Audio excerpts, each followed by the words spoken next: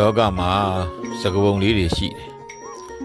။လာသာတော့ဘိုင်းငင်တဲ့မိုးရွာတော့ရေခမ်းတဲ့အလုတ်ဆိုတာလုံနိုင်တော့လုံရတာလုံကြရတာဖြစ်တယ်။အလုတ်ပဲကွာဘယ်ချိန်လုံလို့ရပါတယ်လို့ပြောတတ်ကြတယ်။တကယ်တော့အလုတ်ဆိုတာဘယ်ချိန်ဖြစ်လုံမရဘူး။အလုတ်တွေလုံမရတဲ့အချိန်ခါအလုတ်တွေလုံလို့အဆင်မပြေနိုင်တဲ့အချိန်ခါတွေဆိုပြီးတော့စာပေမှာရှိတယ်အဲ့ဒီအချိန်ခါတွေကတော့နံပါတ်1ဇိနောဟောတိဇရာဘိဘူတောအတ္တမယဗရာနာယတဲ့။အိုမင်းမစွမ်းတဲ့အချိန်ခါကြမှာအလုတ်တွေလှုပ်ချင်နေလို့မရနိုင်ဘူး။ကိုတောင်မသိနိုင်တော့တဲ့အချိန်ကြမှာငါစွမ်းနိုင်တော့ကမလုတ်ခဲ့မိလေချင်းလို့နောင်တတွေရနေတတ်တယ်။ဘယ်လိုပဲနောင်တတွေတန်ဝေကတွေရနေပါစေ။အိုမင်းမစွမ်းလို့ကိုမသိနိုင်တော့ဘူးမပိုးနိုင်တော့ဘူးဆိုရင်တော့ဘာမှလောကမှာအားထုတ်လုတ်ကင်လို့ရမှာမဟုတ်တော့ဘူး။နံပါတ်2ဗျာတိတော်ဟောတိဗျာတိနာဘိဘူတောအတ္တမယဗရာနာယတဲ့။ယောဂဝေဒနာတွေနှိမ့်ဆက်လို့မလှုပ်နိုင်မထိုင်နိုင်ဖြစ်နေတဲ့အခါမျိုးအဲ့ဒီလိုအချိန်အခါမျိုးရောက်သွားပြီဆိုရင်လေအလုတ်တွေလှုပ်ချင်လို့မရနိုင်တော့ဘူး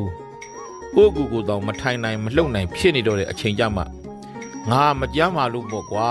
ငါကြမ်းမာတော့ငါမလုတ်ခဲ့မိလို့ပေါ့ကွာနဲ့လောကကိုတောက်ခေါက်ပြီးတော့ကိုမကြေမနက်နဲ့နောင်တဆင်းရဲတွေခံစားနေကြရတဲ့သူတွေလည်းလောကမှာအများအပြားကြီးရှိတယ်။ဒါကြောင့်မနာမဖြားကြမ်းမာတန်ဆွမ်းတော့ကိုတတ်နိုင်သလောက်ကြိုးစားလုပ်ကင်ပါယောဂါတွေနှိမ့်ဆက်လို့မထနိုင်မလှုပ်နိုင်တဲ့အခါကျမှဘာမှကြိုးစားအားထုတ်လုပ်ကင်နိုင်တော့မှာမဟုတ်ဘူး။နံပါတ်3ဒုဗိခံဒုတ္တတံဒုံလဘဗိနာနာတုကရာအုံစေယပက္ခေနာယာစီတုံတိုင်းပြည်မှာကုံစိမ်းနှုံတွေဈေးတက်လို့စားဝတ်နေတွေခက်ခဲကောက်ပဲသီးနှံတွေပြက်